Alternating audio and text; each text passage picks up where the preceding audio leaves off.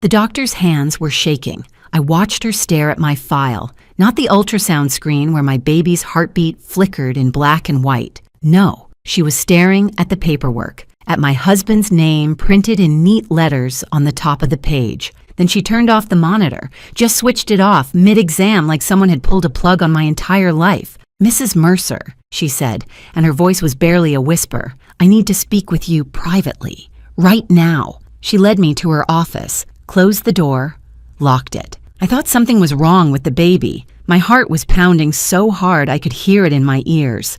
I couldn't breathe. I couldn't think. Then she said words that made my world collapse. "You need to leave your husband today before you go home. Get a divorce lawyer first." I laughed. Actually laughed out loud. "What? Why? We're having a baby together. We're happy. I don't understand." "That's exactly the problem." Her face was white as paper. "What I'm about to show you will change everything you think you know about your marriage. But let me start from the beginning, because you need to understand how I ended up in that office, 4 months pregnant, learning my entire life was built on lies, told by the man sleeping next to me every night. My name is Daphne Wilson. I'm 32 years old. I work as a marketing director at a boutique firm in Connecticut, and I come from what people politely call old money. My grandmother, Eleanor, passed away 5 years ago and left me her estate, about $2.3 million in a trust, plus the historic Wilson family home, where 5 generations of women had lived, loved, and raised their children. I never flaunted it. I worked hard at my own career. I drove a 10-year-old Subaru and bought my coffee at the same place every morning. The inheritance was security, not identity, but it made me a target. I just didn't know it yet. I met Grant Mercer 4 years ago at my family's annual charity gala. The Wilsons had hosted it for decades. That year, I was standing at the bar trying to escape a conversation with a man who'd asked about my financial situation within 3 minutes of meeting me. Subtle, right? Then Grant appeared. Tall, dark hair, easy smile. He asked what I was drinking, made a joke about the terrible jazz band, didn't mention money once. He claimed to be just a financial advisor who'd gotten a last-minute invitation from a colleague. He said he had no idea who the Wilson family was. Looking back, that should have been my first red flag. A financial advisor who doesn't research the host family of a major charity event? That's like a chef showing up to a cooking competition saying, "Oh, we're making food today?" Had no idea. But I was tired of obvious gold diggers, and here was this charming man asking about my favorite books instead of my bank account. We dated for a year. Grant was attentive, thoughtful, remembered the smallest details. He insisted on paying for dinners even though I could have bought the restaurant. He seemed so genuine. My mother, Vivian, saw through him immediately. After their first meeting, she pulled me aside. "That man's smile doesn't reach his eyes," she said. "Something's wrong with him, Daphne. I can feel it." I told her she was being paranoid, overprotective, jealous even. We fought about Grant constantly. Eventually, we just stopped talking. 2 years of near silence between me and the woman who raised me. Birthday texts and nothing more. All because I chose to believe my husband over my own mother. Spoiler alert, Mom was right, and she's been waiting patiently to say, "I told you so." At this point, she's absolutely earned it. Grant and I got married after a year of dating. Beautiful ceremony at my grandmother's estate. He cried during his vows, tears streaming down his face as he promised to love and protect me forever. Looking back, those were probably the most honest tears he ever shed. Not from joy, from relief. His long game was finally paying off. After 2 years of trying for a baby naturally, we saw a fertility specialist. The diagnosis hit like a truck. Grant had severe male factor infertility. His sperm count was almost non-existent, and what little he had barely moved. Natural conception was essentially impossible. Grant seemed devastated. He cried in the car for 20 minutes. He apologized over and over like it was his personal failure. I comforted him, told him we'd figure it out together. That's what marriage was about. What I didn't know was that Grant wasn't crying from grief. He was crying because his plan had just gotten significantly more complicated. All that emotion was him recalculating, not mourning. We decided on IVF with a specialized procedure called ICSI, where doctors inject a single sperm directly into an egg, our best chance. Grant insisted on researching clinics himself, found one he said was perfect, handled all the paperwork. At the time, I thought he was being supportive because I was so emotionally drained. The first cycle failed. Devastating. I couldn't get out of bed for 3 days. Grant held me, whispered encouragement, promised we'd try again. The second cycle, 7 months ago, worked. Positive pregnancy test. 2 pink lines that changed everything. I cried happy tears. Grant held me close, already talking about nursery colors and baby names and the future he'd always dreamed of. Then, casually, he mentioned I should update my will. Now that we're a family, he said. I thought it was sweet, practical, the kind of thing a good husband thinks about. I had no idea he was already counting my grandmother's money as his own.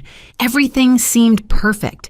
The loving husband, the baby on the way, the life I dreamed about since I was a little girl playing with dolls in my grandmother's garden. I had no idea that in just 3 months, a stranger with trembling hands would show me documents that would burn my perfect life to ashes. And I had no idea that the fire had been set by the man sleeping next to me every single night. Before we continue, if you're enjoying this story, please hit subscribe and tell me in the comments where you're watching from and what time it is there. I read every single comment and it truly means the world to me. Now, back to the story. 4 months pregnant and something had shifted in my marriage. Small things at first.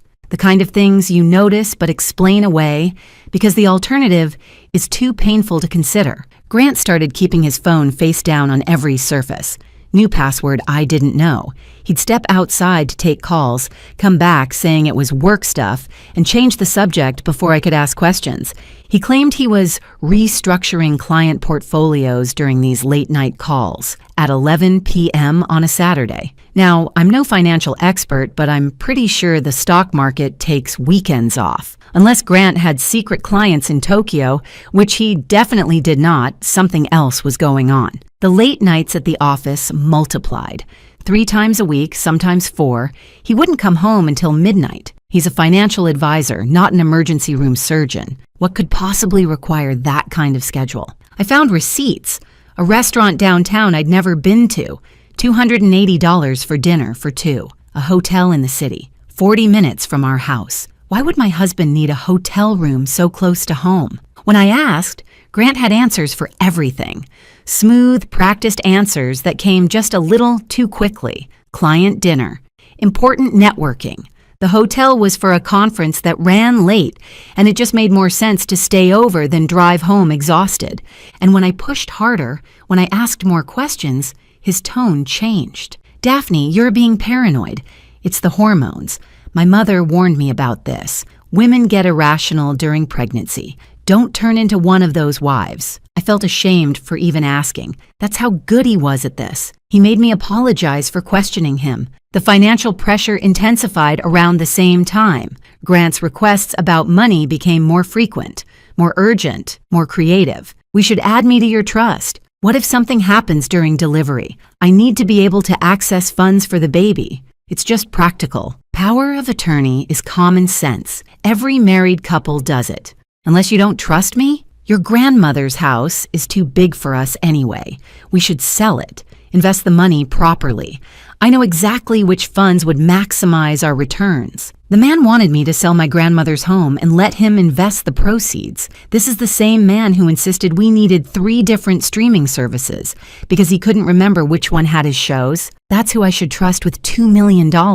Absolutely not. When I said no, gently and carefully, Grant's warmth evaporated. He became cold, distant. He started sleeping on the far edge of the bed, claiming I moved too much now that I was pregnant. The arguments became more frequent. He'd bring up the trust I'd refuse. He'd give me the silent treatment for days. His silent treatments lasted exactly until he got hungry. Funny how that worked.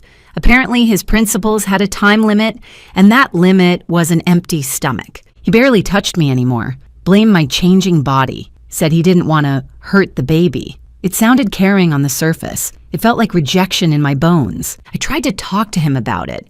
He said I was being needy, hormonal, difficult. I started to wonder if the problem was me. One night, I woke up at 2 a.m. and Grant wasn't in bed. I found him in the kitchen, hunched over his phone, speaking in a hushed voice. I stood in the hallway and listened. "It's almost time," he was saying. "By spring, everything will be settled. Just need to wait until—" He saw me and hung up immediately. "Work emergency," he said. "Go back to sleep, honey." I didn't ask who has work emergencies at 2 a.m. about things being settled by spring. I was too tired, too pregnant, too desperate to believe my marriage was still okay. My best friend Tara came over for lunch the following week. She sat across from me at the kitchen table and watched me make excuse after excuse for Grant, his stress, his work pressure, his adjustment to becoming a father. Finally, she put down her fork and looked at me with those eyes that had known me since college. "Daff, listen to yourself. When's the last time you talked to your mom?" I didn't answer. "When's the last time Grant was actually happy to see you? Not performing happy, not putting on a show for other people. Really genuinely happy to see you walk through the door?" I couldn't answer that either. "Trust your gut," Tara said. "Something is wrong here." I told her she was being dramatic, but that night I couldn't sleep. I kept thinking about Grant's phone, always face down, his late nights, his sudden obsession with getting access to my money, the way he looked at me sometimes when he thought I wasn't paying attention, like I was a math problem to solve, not a person to love, 4 months pregnant. Regular OB appointment for an ultrasound. My usual doctor was on vacation, so I was scheduled with a colleague instead, Dr. Claire Brennan. I went alone. Grant had a client meeting he absolutely couldn't miss. Standard appointment, nothing special. I laid back on the exam table, cold gel on my belly, waiting to see my baby dancing on the screen like always. Dr. Brennan was pleasant and professional. She made small talk while setting up the equipment, asked how I was feeling, if the baby was moving much, all the normal questions. Then she opened my file, glanced at the paperwork. Her face changed. She looked at my husband's name, looked at me, back at the name. I saw her hands start to tremble. She set down the ultrasound wand, reached over and turned off the monitor completely. "Mrs. Mercer," she said, and her voice was barely above a whisper. "I need to speak with you, privately, right now." I thought something was wrong with the baby. Every worst-case scenario flooded my mind in 3 seconds flat. She walked me to her office, closed the door, locked it behind us, and then she said words that cracked my entire world wide open. "I know what your husband did, and I have proof." She pulled a folder from her desk drawer. Her hands were still shaking as she opened it. "My younger sister works at your fertility clinic," she said. 3 weeks ago, she came to me crying. She told me everything. "When I saw your husband's name on your file just now, I recognized it immediately." Dr. Brennan took a deep breath. "Mrs. Mercer, I'm so sorry, but you need to see this before you go home, before he knows that you know." She laid the folder open on her desk between us, and everything I thought I knew about my marriage, my pregnancy, and the man I loved turned to ash right in front of my eyes. Dr. Claire Brennan's younger sister, Molly, worked as a nurse at the fertility clinic, the same clinic my husband had so carefully researched for our IVF treatment. The clinic he insisted was perfect for us. Now I understood why he'd been so particular about that choice. Claire explained everything, her voice steady even though her hands weren't. 3 weeks earlier, Molly had shown up at Claire's apartment close to midnight. She was sobbing so hard she could barely speak. She hadn't been sleeping. She'd lost weight. The guilt had been eating her alive for months, and she finally couldn't carry it anymore. 7 months ago, Molly told her, a patient's husband had approached her at the clinic. He was charming, well-dressed, seemed desperate, but reasonable. He said he had a special situation that required discretion. His wife didn't know, he explained, but he was using donor sperm for their IVF cycle, some family genetic issue he didn't want to burden her with. Nothing sinister, he just needed help keeping it quiet. He'd pay well for the assistance, $30,000. For a nurse making $52,000 a year, drowning in student loans and credit card debt, it was impossible to refuse. Molly helped switch the samples. Grant's sperm, which couldn't have produced a pregnancy anyway, was replaced with sperm from a paid donor. The embryologist was in on it too. Grant had approached him separately with another payment. Between the two of them, the switch went undetected. The embryologist told Molly not to worry. The husband knows what he's doing. It's not our business what arrangements married couples make. But it ate at Molly, especially when she saw in the clinic records that the pregnancy was successful. Somewhere out there was a woman carrying a baby she believed was her husband's child, and it wasn't. The guilt destroyed her. She couldn't look at herself in the mirror. She called in sick constantly. She started having panic attacks at work. 3 weeks ago, she finally broke. She told Claire everything. I sat in that office listening to Dr. Brennan explain how my husband had spent $50,000 to frame me for cheating on him. $50,000. That's more than he spent on our entire wedding, including the honeymoon. I guess I finally knew where his real priorities had always been, and they definitely weren't the open bar. But there was more, so much more. Claire laid out the complete scheme. The plan Grant had been building piece by piece for over a year. Phase 1 was already complete. Bribe the clinic staff. Switch the sperm samples. Make sure everyone stays quiet. Phase 2 was also complete. Wait for a successful pregnancy. Play the devoted, excited father-to-be. Build the perfect image. Phase 3 was planned for after the baby was born. Grant was going to have the embryologist alter the clinic records. The paperwork would be changed to show that our second IVF cycle failed. That way, it would appear we had conceived naturally afterward. Phase 4 was the trap. After the birth, Grant planned to suggest a DNA test. He'd frame it as something sweet and sentimental, proof of fatherhood to hang in the nursery, a celebration of our family. And Phase 5 was the kill shot. When the DNA test proved he wasn't the biological father, and when the medical records showed we had conceived naturally, he would have all the evidence he needed. His wife had cheated on him. The baby wasn't his. He was the victim. Our prenup had an infidelity clause. This is common in wealthy families, protects the assets. If one spouse cheats, they owe the other spouse $500,000 in penalties, plus the cheating spouse forfeits any claim to the other's property, plus the wronged spouse can sue for additional emotional damages. Grant's endgame was crystal clear. He would walk away with $500,000 minimum, he'd destroy my reputation, he'd probably get more in a lawsuit, and I would have been so devastated, so confused, so desperate to protect my child that I wouldn't have fought back effectively. He was counting on my shame to make me compliant. He almost got away with it. Dr. Brennan pulled more documents from the folder. Molly had saved everything. Original sample records showing the switch, the donor's ID number, payment records that could be traced to accounts Grant controlled. There were even email communications between Grant and the embryologist. They thought they were being clever, using personal email accounts and vague language. But there was enough, more than enough. Molly had also tracked down the donor. His name was Derek Sykes, a 28-year-old graduate student who'd been paid $15,000 in cash. Normal sperm donation pays maybe $100, sometimes $200.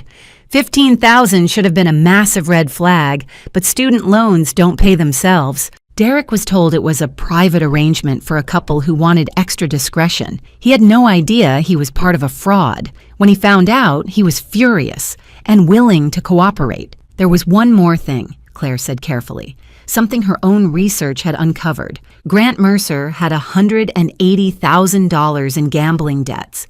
He'd been gambling for years. Online poker, sports betting, casino trips he'd told me were business conferences, all while pretending to be a responsible financial advisor with his life perfectly together. And the money for the bribes, the $50,000 he'd paid to corrupt my IVF and frame me for adultery, he'd embezzled it. From his own clients, small amounts over time, carefully hidden in the accounting. His firm had no idea, yet. Grant wasn't just trying to steal my inheritance. He was a drowning man grabbing at anything within reach.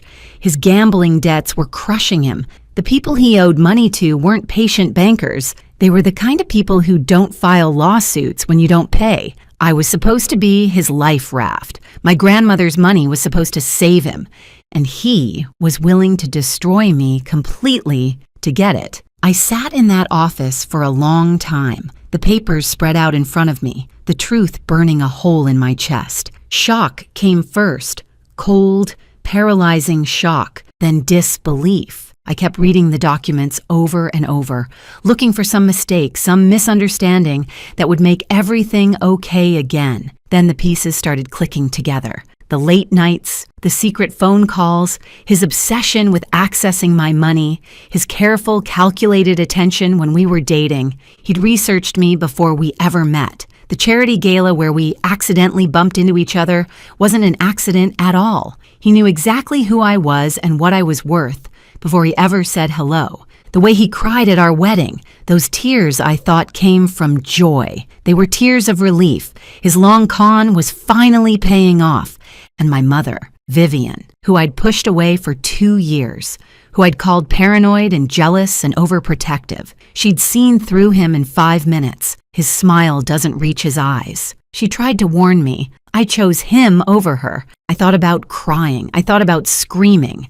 I thought about driving home and confronting him, throwing those papers in his face, watching him scramble to explain. But then something else happened. Something cold settled into my stomach. Something sharp and focused and absolutely calm. He thought I was stupid. He'd built this entire scheme on the assumption that I would crumble, that when his trap sprung, I'd be so devastated by the proof of my infidelity that I'd hand over whatever he wanted just to make it stop. He thought I was weak. He thought I was naive. He thought I was an easy mark. He had no idea who he'd married. I looked at Dr. Brennan. He doesn't know that I know. No, my sister hasn't told anyone else.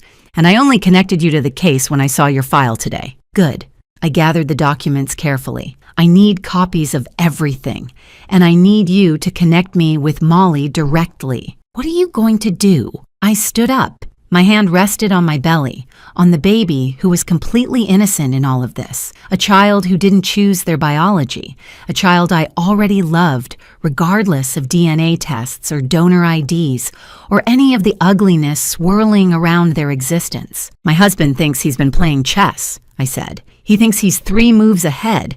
He thinks he's already won. I straightened my shoulders. He's about to find out I already flipped the board. I drove home from that appointment with my face carefully neutral, hands steady on the wheel, breathing even, just in case. Grant had installed security cameras around our house 2 years ago. At the time, he said it was for protection. Now I wondered if it was surveillance, if he watched the footage, if he was tracking my expressions, my movements, looking for any sign that I suspected something.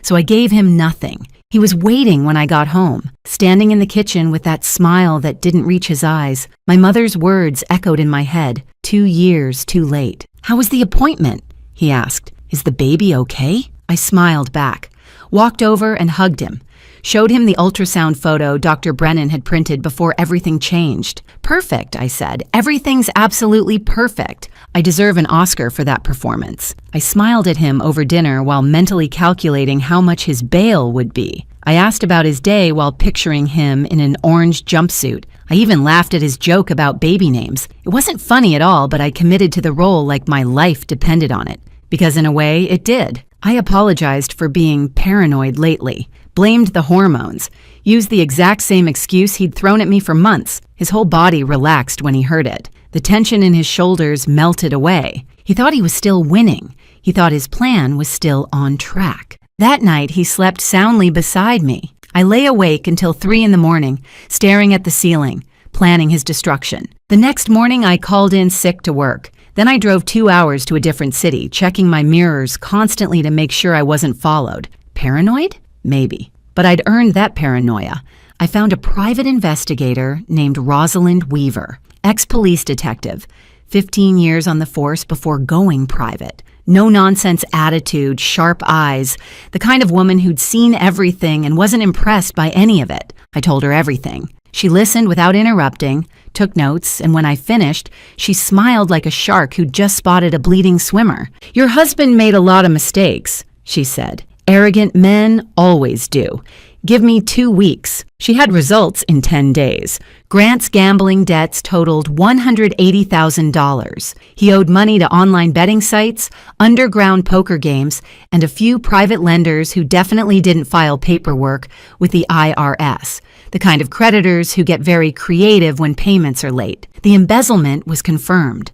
Approximately $53,000 missing from client accounts at his firm, siphoned over 18 months through small transactions designed to avoid detection. His bosses had no idea, yet. And then there was the affair. 8 months. His assistant, hotel rooms, romantic dinners, weekend getaways disguised as business trips. Rosalind had photos, text messages, credit card receipts, the whole pathetic collection. His assistant. Of course it was his assistant. How completely unoriginal. I was almost insulted by the cliché. If you're going to destroy your marriage, at least show some creativity. Having an affair with your assistant is literally chapter 1 of the Cheating Husband Handbook. Not that such a handbook exists, but if it did, Grant would have highlighted that page. Rosalind found something else too. This wasn't Grant's first attempt at landing a wealthy woman. 5 years ago, he'd dated someone in Boston, Caroline Ashford. Family money, trust fund, the whole package. They were together for 8 months before she discovered financial irregularities in a joint account he'd convinced her to open. She ended things immediately, but was too embarrassed to press charges. Rosalind tracked her down. Caroline was more than willing to provide a statement now. She'd always regretted letting him walk away clean. I met with Molly Brennan in secret, a coffee shop an hour from town where nobody would recognize either of us. She looked terrible. Thin, pale, dark circles under her eyes. The guilt had been eating her alive. She started crying the moment she saw me sit down. "I'm so sorry," she kept saying. "I knew it was wrong. The money, and he was so convincing, and I thought maybe he really was just trying to protect you from some genetic issue," and I stopped her. "I need to know one thing. Are you willing to testify? Officially? On the record?" She nodded without hesitation. "I'll tell them everything. I should have gone to the police the day after it happened. I was just so scared of losing my license, my job, everything. But yes, whatever you need, I'll say it under oath." I looked at her for a long moment. This woman had helped my husband try to destroy me. She'd taken $30,000 to participate in fraud. By any measure, she was complicit. But Grant had manipulated her the same way he'd manipulated me. He'd found her weakness and exploited it. He was the architect. She was just a tool. "Don't be scared anymore," I told her. "You're not the villain in this story. He is." The embryologist, once he learned Molly was cooperating and had kept records, developed a sudden and convenient conscience. He gave his own statement to Rosalind. He was terrified of losing his medical license and going to prison. He'd say whatever we needed to put Grant away. The hardest call I made was to my mother. 2 years of near silence. 2 years of choosing Grant over her. I'd defended him when she questioned his motives. I'd stopped inviting her to holidays. I'd called her jealous, paranoid, unable to accept that I was happy. And she'd been right about everything. The phone rang twice before she picked up. "Daphne?" Her voice was cautious, hopeful, like she'd been waiting for this call for 2 years but didn't want to jinx it. "Mom!" My voice cracked on the word. "You were right.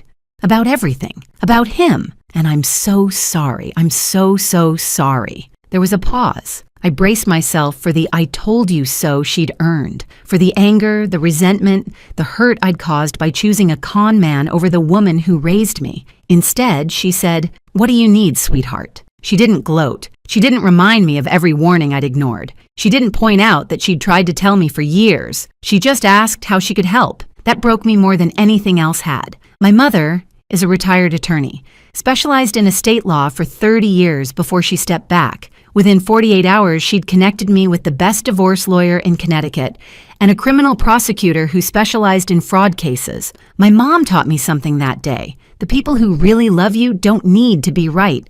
They just need you to be okay. I'd spent 2 years choosing a con man over the woman who raised me, and her first instinct when I called crying was still to protect me. That's what real love looks like. Grant never understood that, because he'd never felt it. My lawyer was a woman named Sandra Kowalski, 5'2", silver hair, reading glasses perpetually perched on her nose. She looked like someone's sweet grandmother. She was a shark in a cardigan. Sandra reviewed everything: the clinic documents, Molly's statement, the findings, the affair evidence, the embezzlement records. When she finished, she looked up at me over those reading glasses and smiled. "Your husband is facing fraud, conspiracy, and embezzlement charges. The prenup infidelity clause works in your favor now because he's the one who's been cheating. And his little scheme to falsify medical records after the birth, that's a felony he was planning to commit. We have evidence of intent. She coordinated with the prosecutor. Molly gave a formal sworn statement to police. The embryologist cooperated in exchange for reduced charges. Grant's firm was quietly alerted about the missing funds. They began their own investigation and immediately froze his access to client accounts. A judge reviewed the evidence, found probable cause, issued an arrest warrant for fraud, conspiracy, and embezzlement. My lawyer called it a formality at this point. I called it the best piece of paper I'd ever seen in my life. 8.5 by 11 inches of pure karma. 6 weeks after that ultrasound appointment, I suggested to Grant that we throw a celebration, a baby moon party at my grandmother's estate. Both families, close friends, an afternoon garden gathering to celebrate the baby coming soon. His eyes lit up like Christmas morning.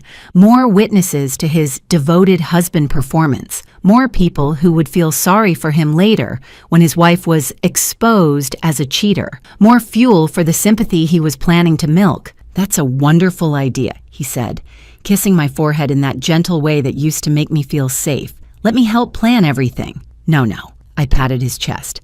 "You've been working so hard lately, all those late nights at the office.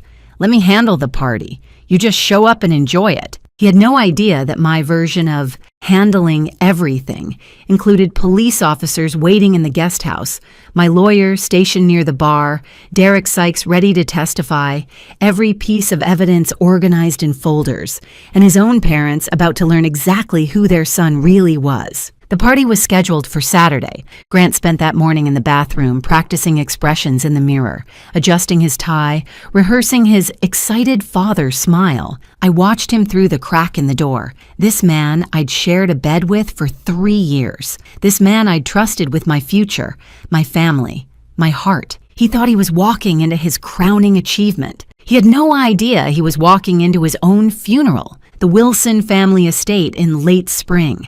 My grandmother's gardens in full bloom, 50 years of careful cultivation bursting with color, white tents on the back lawn, champagne chilling in silver buckets, flowers arranged on every table, a string quartet playing softly near the rose bushes, 50 guests milling about in their Sunday best, family, friends, colleagues. Grant's parents had driven up from Maryland, so proud of their successful son and his beautiful pregnant wife. My grandmother would have loved this party. She also would have seen through Grant in about 30 seconds flat. But that's grandmother wisdom for you. The older generation has a radar for phonies that the rest of us have to develop the hard way. Grant was in his absolute element, working the crowd like a politician at a fundraiser. Handshakes, backslaps, that charming laugh he'd perfected over years of practice. His hand kept finding my belly for photos. Every time someone pointed a camera, there he was, the devoted father-to-be, gazing at me with what looked like adoration. He was so good at pretending to be human, I almost felt sorry for him. Almost. The feeling lasted approximately 3 seconds before I remembered the $50,000 he'd spent trying to destroy my life. Sympathy evaporated pretty quickly after that. Grant's mother kept dabbing her eyes with a handkerchief. I always knew he'd make a wonderful father, she told anyone who would listen. Such a good boy, such a caring husband. His father walked around shaking hands, chest puffed out, proud of the family Grant was supposedly building, the legacy continuing.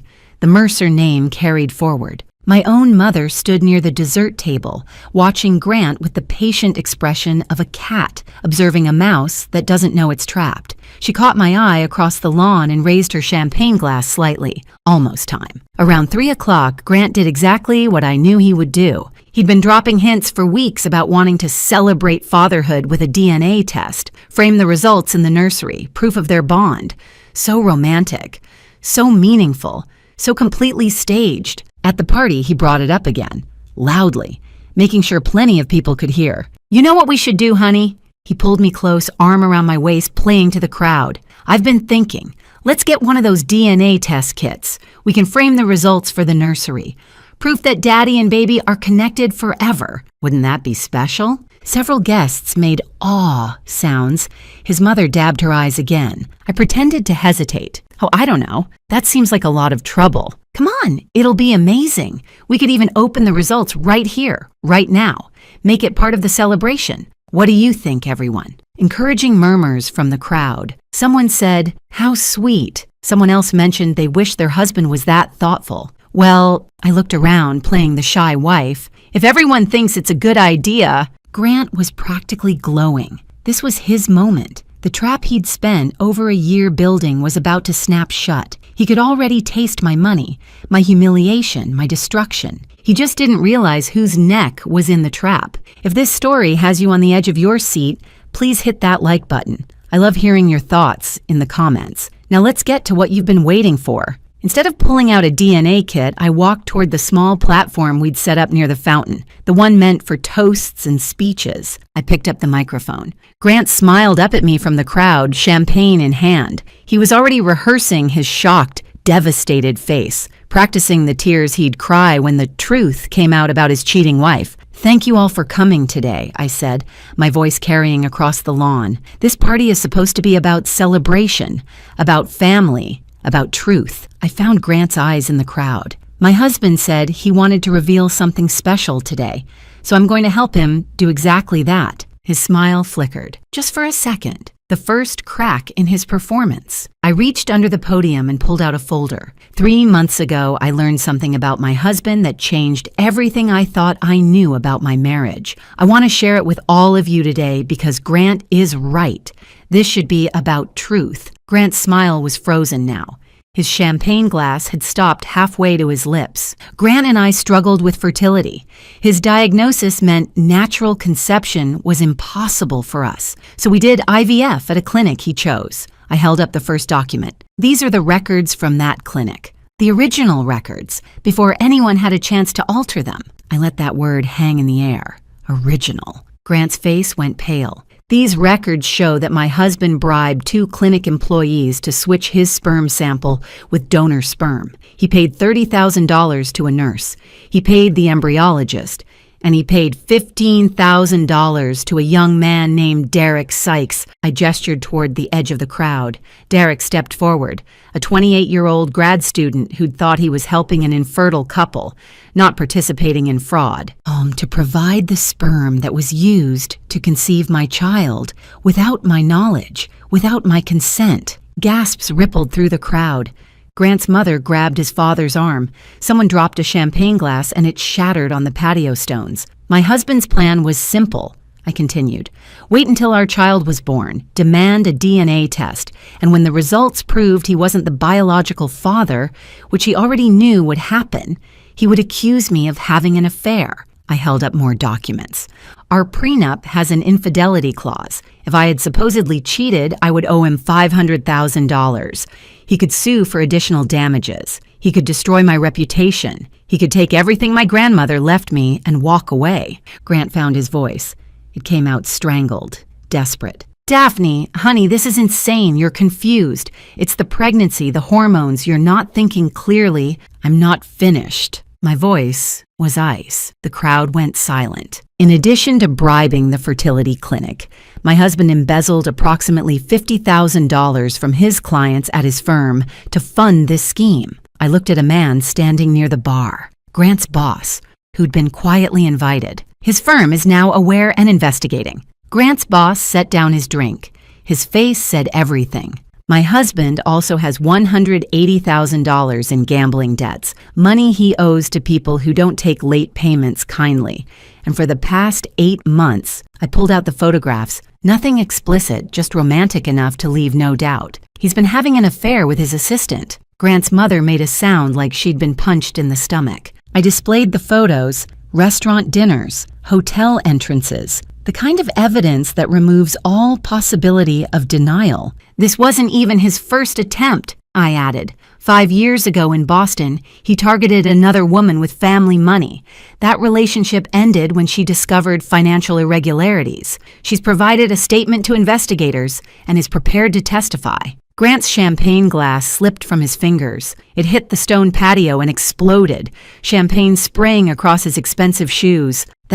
Those are lies," he stammered.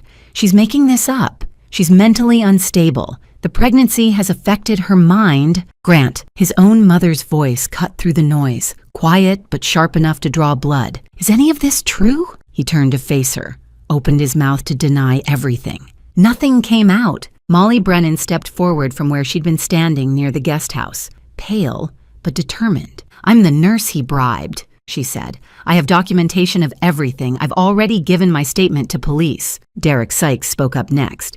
"He paid me $15,000 and told me it was a private arrangement. I had no idea I was part of a fraud until Mrs. Wilson's investigator contacted me last month." Grant looked around wildly at the faces of people who'd been laughing with him 10 minutes ago. His colleagues, his family, the society friends he'd worked so hard to impress. Everyone was staring at him like he was something rotting they just discovered on their shoe. Then 2 police officers stepped out from the guest house, walking calmly across the lawn. "Grant Mercer." The first officer's voice was professionally neutral. "You're under arrest for fraud, conspiracy, and embezzlement. You have the right to remain silent. Anything you say can and will be used against you in a court of law." They handcuffed him right there, in front of everyone. His mother was sobbing now. His father refused to look at him, staring at the ground like he wished it would open up and swallow him. As they walked him toward the police car, Grant tried one last time, one final manipulation. "Daphne, please." His voice cracked. "We can work this out. I made mistakes, but I love you. I've always loved you. Don't do this. Think about our baby. Think about our family." I looked at him. Really looked. At the man I'd shared my life with for 3 years. The man I defended to my own mother. The man who'd stood at an altar and promised to love and protect me while calculating how much he could steal. "You're absolutely right, Grant," I said. "We just worked it out." They put him in the back of the police car. I watched it drive away down the long gravel path, past the gardens my grandmother had planted half a century ago, through the iron gates of the property Grant had wanted so desperately to own. 50 guests stood in absolute silence. Then my mother walked up and put her arm around my shoulders. "I'm proud of you," she said quietly. "Your grandmother would be too." And for the first time in months, I took a full breath. Grant was denied bail. "Flight risk," the judge said. Between his gambling debts and the people he owed money to, there was too much chance he'd disappear. Those gambling creditors got very interested very quickly once the arrest made the news. They'd been patient while Grant had a wealthy wife. That patience evaporated the moment they realized the money train had derailed. His affair partner, the assistant he'd been sneaking around with for 8 months, resigned from his firm the morning after the party. Didn't even clean out her desk. Just sent an email and vanished. She didn't wait for the handcuffs to click shut before she ran. I've seen rats leave sinking ships with more loyalty. At least rats have the decency to look back once. Grant's firm completed their internal investigation within 2 weeks. $53,000 confirmed missing. They filed their own criminal charges. The woman from Boston, Caroline Ashford, came forward publicly once she heard about the arrest. She'd spent 5 years feeling stupid for falling for his act, too embarrassed to pursue justice. She wasn't embarrassed anymore. Her statement added another layer to the case prosecutors were building. The divorce was finalized in record time. Grant's lawyer tried to negotiate, but there was nothing to negotiate with. The prenup's infidelity clause, the one Grant had been planning to weaponize against me, worked in my favor now. He was the one who'd been unfaithful for 8 months. He owed me, not the other way around. Not that he had anything to give. Every asset he claimed to own was either borrowed, stolen, or imaginary. The criminal case moved quickly. Molly Brennan testified. The embryologist cooperated fully in exchange for a reduced sentence. Derek Sykes provided his statement. The paper trail Grant thought he'd hidden wasn't hidden at all. Fraud, conspiracy, embezzlement. Each charge stuck. Each charge carried years. His parents stopped coming to court after the first week. His father released a statement saying Grant had made choices that no parent can defend. His mother checked into a facility for exhaustion, which is what wealthy people call it when they can't face reality. Grant Mercer, who had walked into my life 4 years ago with such careful charm, would spend the next several years in prison. When he eventually got out, he'd have nothing. No money, no career, no family willing to acknowledge him, no future targets who wouldn't find his criminal record with a simple search of his name. The trap he'd built so patiently and so carefully had snapped shut on his own neck. My baby was born 4 months after the party, healthy, perfect, absolutely innocent in everything that had happened. Some people asked if I was going to contact Derek Sykes, include him somehow. I thought about it. But Derek was a 28-year-old grad student who'd made a dumb decision for money he desperately needed. He wasn't ready to be a father. He didn't want to be, and I didn't need him to be. My child would have me, would have my mother, finally back in my life where she belonged, would have the entire Wilson family, the legacy my grandmother built over decades of love and work. That was more than enough. That was everything. I learned something through all of this. Family isn't about DNA. It's not about blood tests or biology or genetic matches on a chart. Family is about who shows up, who stays, who chooses you every single day, even when it's hard, especially when it's hard. My mother chose me when I didn't deserve it. I chose my baby when the circumstances were complicated. That's what family actually means. My mother and I had lunch every week now, making up for 2 lost years.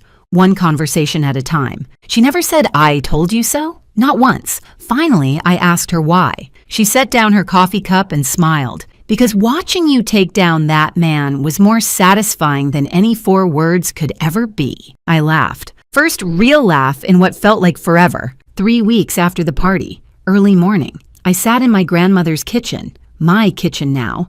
In the house Grant had coveted so desperately. Sunlight poured through windows that had watched 4 generations of Wilson women live their lives. The same windows my grandmother had looked through while drinking her morning tea 50 years ago. I made myself a cup of chamomile, her recipe, her favorite brand. Some traditions are worth keeping. My phone buzzed on the counter. Text from my mother. "Lunch tomorrow." I smiled and typed back. Always. Outside, the gardens were in full bloom. The roses my grandmother planted when she was a young bride. The hydrangeas she added when my mother was born. The lavender border I'd helped her install when I was 10 years old. My small hands patting dirt around each seedling while she told me stories about our family. I put my hand on my belly, felt the baby move. Grant Mercer had tried to take everything from me. My money, my reputation, my future, my peace. All he actually did was show me exactly how strong I'd always been. Some people spend their whole lives waiting for karma to arrive. I was lucky. I got to deliver mine in person, with documentation, in front of 50 witnesses. My grandmother used to say that Wilson women don't break. We bend, we adapt, we survive. And when someone tries to burn us down, we rise from the ashes and build something better. Grant thought he married an easy target. He married a Wilson. And now he had plenty of time in a prison cell to think about that mistake. Thank you so much for watching. More of my most gripping stories are already on your screen. Click one now and don't miss the best part. You will love it. See you in the next story.